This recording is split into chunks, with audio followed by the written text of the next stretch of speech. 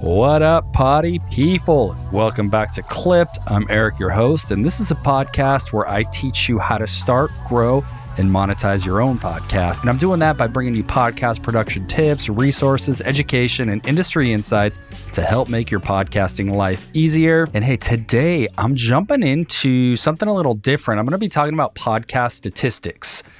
And I'm doing this to give you an idea of where you stand with your show in terms of downloads, but also just want to paint a picture of like the podcasting landscape, how many shows are out there, kind of what your competition is like, and just breaking down what a couple sources online, some reliable sources, have said about podcast downloads and just the overall state of what's going on with new podcasts, existing podcasts, etc. So let's give it a go. Okay, so there's roughly 3 to 4 million podcasts that exist. And I've gotten this data based on multiple online sources that I trust. I've even heard it in the past. It's funny because in like 2022 or 21, they were saying like 1.5 to 2 million or 2, then it was like 2 to 3. And now the consensus out there is like 3 to 4 million. It's hard to pinpoint exactly how many. And according to podpage.io, that's actually where I host this show, Clipped. If you want to check that out, go to clippedpod.com. Podcastpage.io is actually a site that makes it super easy to build a website for your podcast in seconds. Podcastpage.io says of those 3 to 4 million, only about 44% of them have more than 3 episodes published. And of that 3 to 4 million, only 720,000 of those podcasts have more than 10 episodes published. And here's where it gets even more exciting. Of those 720,000, only 156,000 are releasing a weekly episode. So check that out. 156,000 podcasts are releasing weekly episodes. And this data is from early 2023. As of recording this, we're at the end of July. But if you think about it, your competition, there's only 156,000 podcasts releasing weekly episodes. So if you're releasing a weekly episode for your podcast, you fall into that mix.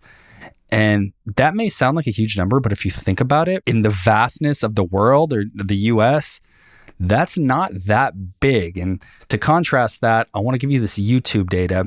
And this, I don't know how accurate this is. I found this from 3 different sources. These are 3 different numbers about the amount of YouTube channels that exist. And the reason that I'm doing this is just because I want you to compare like the amount of podcasts with the amount of YouTube channels. All that to say is that there's way more YouTube, way more. And so if you think it's too late to start a podcast, it's not. The competition really isn't that much when you break it down. But according to this, 38 million YouTube channels, another source said 58 million, and then another source said 114 million YouTube channels. And I can't find if that's active channels or channels that just like once existed. It's hard to find the exact data on that, but it doesn't matter. Just think of tens of millions that exist for YouTube or more, maybe hundreds of millions versus 3 to 4 million podcasts. So if you're thinking about starting a podcast or you're in it and you're kind of having second thoughts or you're struggling, just think that there's a far less amount that exists. And so just by you putting your voice out there and getting your message heard, you're going to have a lot better chance to grow if you stick with this thing. It's not too late. We're kind of past the podcast boom that happened during COVID, but now more than ever is a good time to start a podcast. And so I want to shoot you some of those numbers just to put things in perspective. And it's just a look at the podcast industry compared to YouTube. And so here's where it gets fun.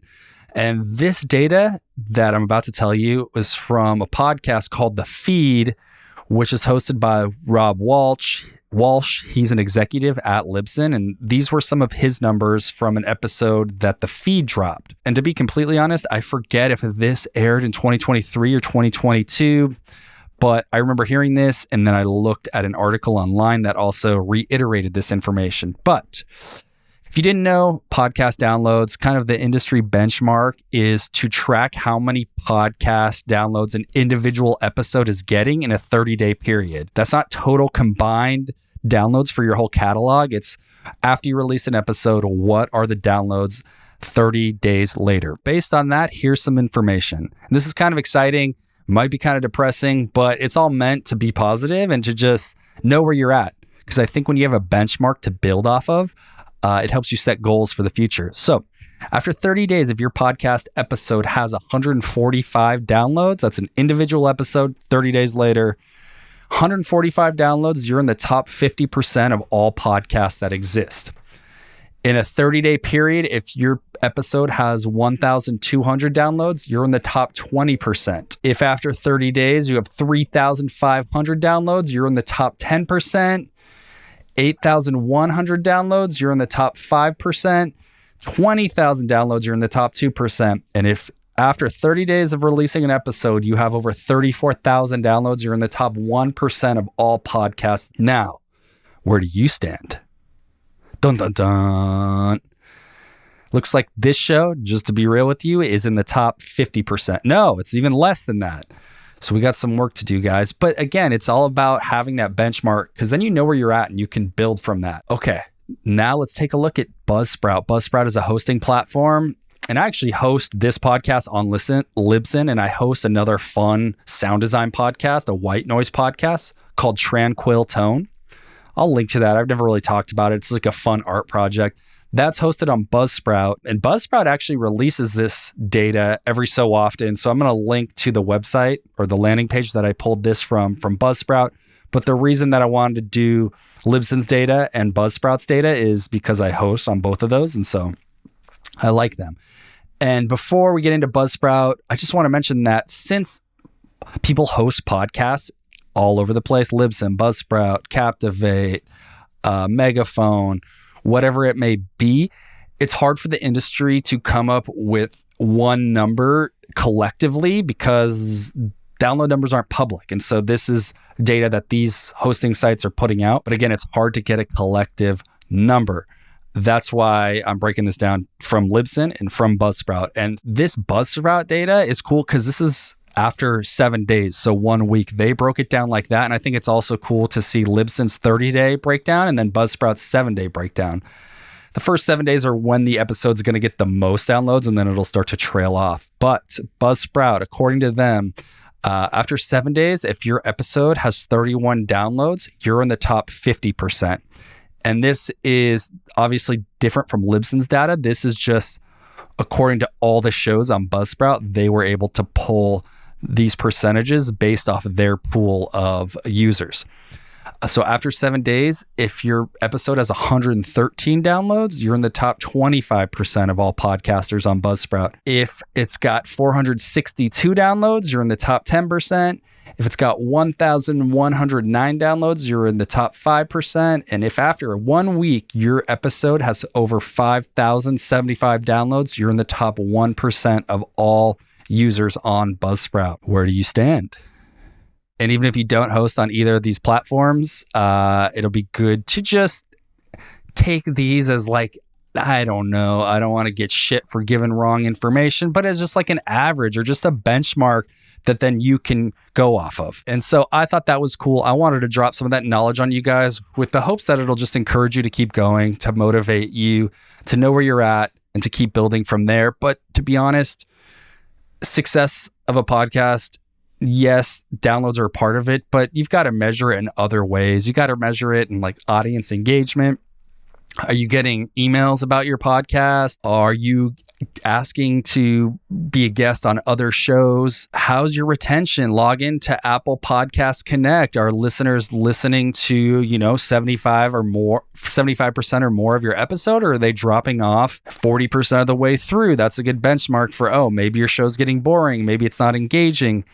Also look at your subscriber growth. You can also see that on Apple Podcasts for Apple's data. You can also log into your Spotify account, Spotify for Podcasters, and see what kind of subscribers or followers, whatever they call it, that you're getting on Spotify. Maybe even check like your relevance in search or SEO, type in the name of your podcast, see what comes up, see if other blogs or other podcasts or what have you have linked to you. Also look at your ratings and reviews. And if you're getting more ratings and more reviews, time after time, then that's a good sign. These are all good signs that you're on the right track and that you're set up for that growth. And I think to look at those downloads and then also look at this other stuff just to see where you're at in the game. And lastly, are you having fun? Are you enjoying doing it? Are you getting some good feedback? Are the downloads creeping up a little bit? All of that matters, but also fun. If you're not having fun, it might be time to stop. Honestly, unless this is like for your business and it generates leads or it's quote unquote like life or death or your income depends on this, then you might have to push through anyway. But look, if you are just out there and you're seeing some positive stuff and maybe it's not related to downloads, but these other factors are encouraging, then you're in a good place. That's all I wanted to talk about today, guys. Thank you for sticking with me. Just keep refining, keep getting better. And as always, keep listening, keep engaging, and keep creating. I'm out, guys. Peace.